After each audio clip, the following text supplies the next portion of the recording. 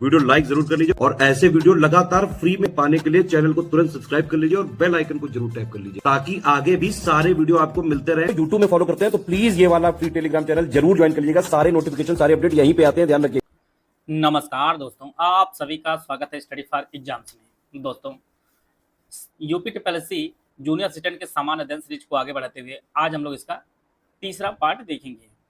आप लोग जानते हैं कि प्रत्येक वीडियो में जो है 25 प्रश्न रहते हैं, तो आप लोग भी अपने कॉपी में 1 से लेकर 25 तक जो है नंबरिंग कर लिया करिए।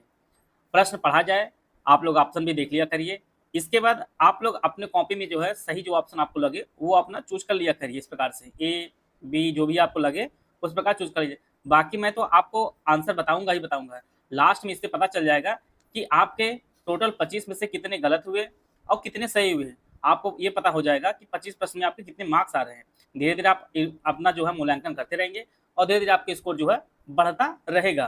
तो आप लोग भी नंबरिंग जो है 1 2 3 4 5 से लेकर आप लोग 25 जो है डेली कर लिया करिए इस प्रकार से। तो आज जो 51 से 75 तक प्रश्न हम देखेंगे इस वीडियो के माध्यम से। देखते हैं पहला प्रश्न, निम्नलिखित में से किस समूह के सभी चारों देश G20 के सदस्य देश हैं। बहुत ही शानदार प्रश्न बनाया गया है। पूरा जो है आपको मेहनत करनी पड़ेगी सही आंसर चूज करने के लिए। इसमें जो है भारत, इंडोनेशिया, जापान और मैक्सिको जो है यह G20 के सदस्य देश हैं।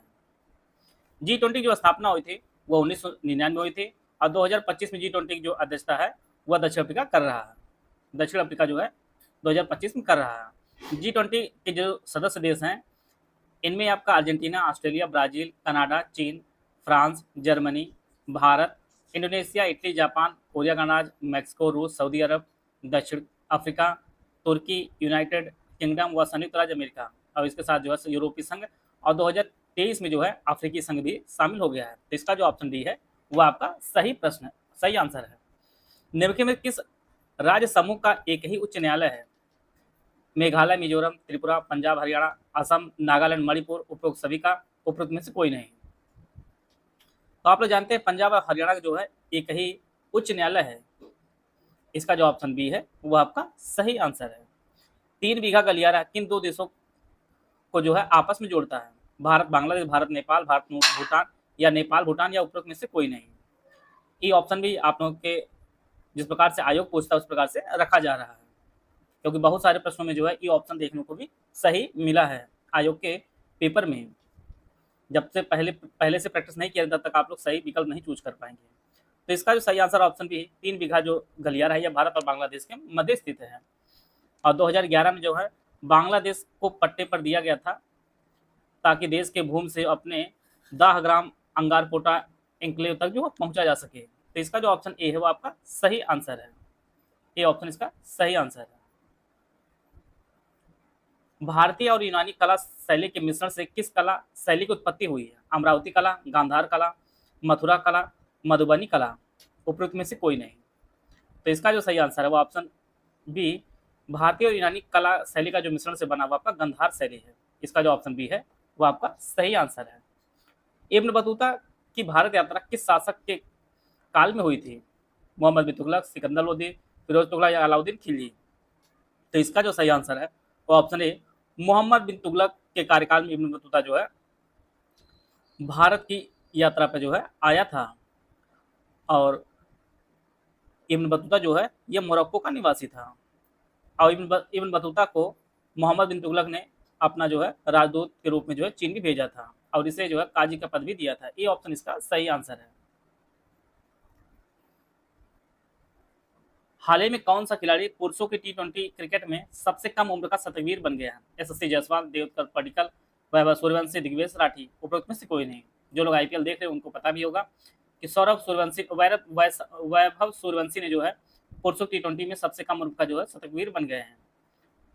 इसका जो ऑप्शन सी है वो आपका सही आंसर है और इन्होंने जो है राजस्थान रॉयल्स की तरफ से जो है गुजरात टाइटंस के मैच में इन्होंने 35 गेंदों में जो है शतक जड़ा है। तो इसका जो ऑप्शन सी है वो आपका सही आंसर है और ये आपके बिहार के हैं, बिहारी के हैं वैभव सूर्यवंशी। भारत के संसद से क्या तात्पर्य है। लोकसभा एवं राज्यसभा, लोकसभा, राज्यसभा एवं राष्ट्रपति, लोकसभा, राज्यसभा एवं प्रधानमंत्री उपयोग में से कोई नहीं। संसद का अर्थ ही होता है जहां पर लोकसभा हो, राज्यसभा हो, राष्ट्रपति हो। तो इसका जो ऑप्शन सी है वो आपका सही आंसर है। टीवी का रिमोट कंट्रोल किन तरंगों के आधार पर कार्य करता है? ये टीवी होगा, टेलीविजन वाला। माइक्रोवेव, इंफ्रारेड, एक्सरे, अल्ट्रावायलेट, उपरोक्त में से कोई नहीं। तो इसका जो सही आंसर है ये आपका इंफ्रारेड तरंगों के आधार पर कार्य करता है टीवी, टेलीविजन वाला। इसका जो ऑप्शन बी है वो आपका सही आंसर है। राष्ट्रीय स्वतंत्रता संग्राम के निम्न आंदोलनों का सही कालक्रम कौन सा क्रम है वह आपको पहचानना है। असहयोग, चंपारण, भारत छोड़ो आंदोलन, सविनय अवज्ञा आंदोलन। आप लोग जानते हैं कि असहयोग आंदोलन आपका 1920 में हुआ था। सविनय अवज्ञा आंदोलन जो है ये आपका 1930 में हुआ था। चंपारण 1917 में हुआ था और भारत छोड़ो आंदोलन 1942 में हुआ था। तो इस प्रकार जो है सबसे पहले आपका चंपारण आएगा 1917, फिर असहयोग 1921, सविनय अवज्ञा 1930 और भारत छोड़ो आंदोलन आपको 1942। इसका जो ऑप्शन डी है वो आपका सही आंसर है। किसी राज्य में मंत्रिपरिषद के सदस्यों की अधिकतम संख्या विधानसभा सदस्यों की कुल संख्या कितने प्रतिशत से अधिक नहीं हो सकती है? 10%, 15%, 20%, 25% या उपरोक्त में से कोई नहीं। कई बार परीक्षा में इस प्रकार से प्रश्न पूछा भी गया है। तो जो अधिकतम संख्या हो सकती है वह 15% से अधिक नहीं हो सकती। इसका जो ऑप्शन बी है वो आपका सही आंसर है। किसी राज्य में मंत्रिपरिषद के सदस्यों की अधिकतम संख्या जो है विधानसभा सदस्यों की कुल संख्या से 15% से अधिक नहीं हो सकती। बी ऑप्शन इसका सही आंसर है। सवाई जयसिंह द्वारा निर्मित वेधशालाएं, जिसे हम लोग जंतर मंतर कहते हैं, ये किस शहर में नहीं है? दिल्ली, मथुरा, उज्जैन, भोपाल, उपयुक्त में से कोई नहीं। दिल्ली में भी है, मथुरा में भी है, उज्जैन में भी है, भोपाल में नहीं है। इसका जो ऑप्शन डी है वो आपका सही आंसर है। 30 जून 2025 से शुरू हो रहे कैलाश मानसरोवर यात्रा के लिए यात्री उत्तराखंड के किस दर्रे का उपयोग करते हैं? खारदुंगला, पेंसिला, बनिहाल, लिपुलेख, उपयुक्त में से कोई नहीं। तो कैलाश मानसरोवर यात्रा के लिए जो यात्री उत्तराखंड में जिस दर्रे का प्रयोग करते हैं उसका जो नाम है आपका लिपुलेख दर्रा है। इसका जो ऑप्शन डी है वो आपका सही आंसर है। और यह जो है 30 जून 2025 से शुरू हो रही यात्रा, डी ऑप्शन इसका सही आंसर है। यहाँ पे एक तरफ लेखक दिए गए, दूसरी तरफ बुक दी गई है, आपको पहचानना है सही answer. I can coach planning for India organisation, India nuclear times, the winners mindset, Vidyadhar K Phatak, Siddharth, Rajshekhar, Srinivasan, सौम्य अवस्थी व श्रभमा बरुआ। इसके लिए ऑप्शन दिया गया, आप लोग ऑप्शन पढ़ लीजिए। आई कैन कोच जो पुस्तक लिखी गई है यह सिद्धार्थ राजशेखर द्वारा लिखी गई है। प्लानिंग फॉर इंडिया ऑर्गेनाइजेशन पुस्तक लिखी गई है, यह विद्याधर की पाठक द्वारा लिखी गई है। इसी प्रकार से इंडिया न्यूक्लियर टाइम्स जो पुस्तक लिखी गई है सौम्य अवस्थी और श्रभना बरुआ ने लिखी है। और द विनर्स माइंडसेट जो पुस्तक लिखी है ये ऑस्ट्रेलिया के कैप्टन भी रहे हैं और खिलाड़ी भी है शेन वाटसन, इनके द्वारा लिखी गई है। इस प्रकार जो है इसका जो ऑप्शन बी है वो आपका सही आंसर है। सही आंसर है इसका। गुप्त काल में जो है साम्राज्य की सेना का सेनापति किस नाम से जाना जाता था? श्रेष्ठी, महाबलाधिकृत, सार्थवा, दंडनायक। इसका जो सही आंसर है वो ऑप्शन बी, सेनापति जो है महाबलाधिकृत के नाम से जाना जाता था। गुप्त काल में साम्राज्य के सेना का जो सेनापति होता है उसे महाबलाधिकृत के नाम से जाना जाता था। बी ऑप्शन इसका सही आंसर है। इको मार्क प्रतीक निम्नलिखित में से किससे संबंधित है? इको मार्क जो होता है यह पर्यावरण के लिए सुरक्षित सामग्री संबंधित है। इसका जो ऑप्शन बी है वो आपका सही आंसर है। निम्नलिखित में से किस शासक का उल्लेख प्रसिद्ध बौद्ध ग्रंथ मिलिंद पन्नों में राजा मिलिंद के रूप में किया गया है? मिनांदर, डेमेट्रियस, अलेक्जेंडर, यूकेटाइडस, उपरोक्त में से कोई नहीं। तो इसका जो सही आंसर है वो ऑप्शन मिनांडर का। कई बार परीक्षा में पूछा भी प्रश्न है कि बौद्ध ग्रंथ का नाम है मिलिंद पन्नो, उसमें जो राजा मिलिंद और मिनांडर के जो है बातचीत का वर्णन किया गया है। ये ऑप्शन इसका सही आंसर है। यहाँ पे दिवस दिया गया है, कौन सा दिवस किस दिन मनाया जाता है उसके संदर्भ में आपको सुमिलित करना है। राष्ट्रीय चिकित्सा दिवस, राष्ट्रीय खाद्य सुरक्षा दिवस, विश्व तंबाकू निषेध दिवस, विश्व स्वास्थ्य दिवस। राष्ट्रीय चिकित्सा दिवस जो मनाया जाता है यह 1 जुलाई को मनाया जाता है। विश्व खाद्य दिवस जो है यह 7 जून को मनाया जाता है। विश्व तंबाकू दिवस जो है यह 21 मई को मनाया जाता है और विश्व स्वास्थ्य दिवस जो है 7 अप्रैल को मनाया जाता है। इस प्रकार जो है इसका जो सही आंसर हो जाएगा वो ऑप्शन सी इसका सही आंसर हो जाएगा। परीक्षा में जो है इसी प्रकार के प्रश्न आपको देखने को मिलेंगे। भारत में दूसरा सर्वोच्च शिखर कौन सा है जो पूर्ण रूप से जो है देश में स्थित है? कंचनजंगा, नंदा देवी, कीटू, कामेत या उपरोक्त में से कोई नहीं। कंचनजंगा जो है ये भारत में सबसे ऊंचे पहाड़ शिखर है और नंदा देवी जो है दूसरा सबसे ऊंचा शिखर है भारत का, और यह नंदा देवी आपके उत्तराखंड में स्थित है और कंचनजंगा आपका सिक्किम में स्थित है। तो इस प्रकार जो है इसका जो सही आंसर आपका नंदा देवी, नंदा देवी दूसरा पूछा जा रहा है तो नंदा देवी हो जाएगा। बी ऑप्शन इसका सही आंसर है। यदि कोई वस्तु प्रकाश को परावर्तित नहीं करती तो उसका रंग होगा सफेद, गुलाबी, नीला, काला या उपरोक्त में से कोई नहीं। तो आप तो जानते हैं कि काला जो है परावर्तित नहीं करता कोई चीज, इसका जो ऑप्शन डी है वो आपका सही है। जो वस्तु होगी वो आपकी काली होगी। निम्नलिखित में से किस मुगल बादशाह ने प्रयाग का नाम बदलकर इलाहाबाद कर दिया था? हुमायूं, अकबर, जहांगीर, शाहजहां, उपरोक्त में से कोई नहीं। तो आप लोग जानते हैं कि इसे जो है अकबर ने प्रयाग का नाम बदलकर इलाहाबाद कर दिया था। इसका जो ऑप्शन बी है वो आपका सही आंसर है। कौन सा हाथी अभयारण्य ओडिशा में स्थित नहीं है? मयूरभंज, संबलपुर, सोनितपुर और आपका महानदी हाथी रिजर्व। सोनितपुर हाथी रिजर्व जो है यह असम में स्थित है। इसका जो ऑप्शन सी है वो आपका सही आंसर है। बाकी सभी जो आपके ओडिशा में है, मयूरभंज, संभलपुर, इसके अलावा महानदी हाथी रिजर्व सब वहां पर स्थित है, और बाकी ये जो है आपका ये असम में स्थित है। अगला प्रश्न देखते हैं हम लोग। निम्नलिखित में से कौन जीवाणु बैक्टीरिया जनित बीमारी नहीं है? मियादी बुखार, हैजा, तपेदिक, एड्स, उपरोक्त में से कोई नहीं। तो मियादी, हैजा, तपेदिक, यक्ष्मा ये सभी जो है बैक्टीरिया जीवाणु से होते हैं। एड्स जो है ये वायरस से होता है, ये आपका वायरस से होता है। तो इसका जो ऑप्शन डी है वो आपका सही आंसर है। इसका जो फुल फॉर्म होता है एक्वायर्ड इम्यूनोडेफिशिएंसी सिंड्रोम होता है, और यह जो वायरस से होता है प्रतिरक्षा तंत्र जो है को काफी नुकसान करता है यह वायरस। कास्टिक सोडा का जो है रासायनिक सूत्र कौन सा होता है वो आपको पहचानना है। NaNO3, NaCl, NaOH, NaNO4, उपरोक्त में से कोई नहीं।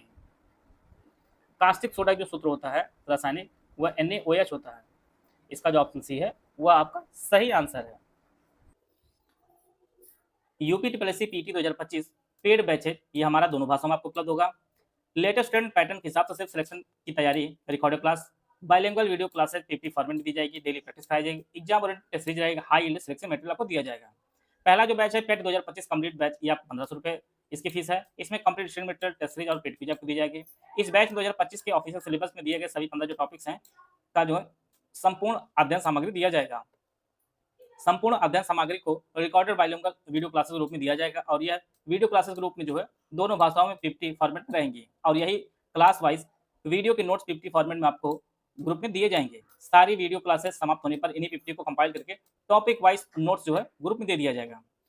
इस ग्रुप में ऑफिशियल सिलेबस के अनुसार कुल जो है 25 टेस्ट सीरीज है, जिसमें 10 आपका फुल लेंथ टेस्ट होगा। हर टेस्ट में 100 प्रश्न होंगे, 15 जो आपके टॉपिक वाइज टेस्ट होंगे।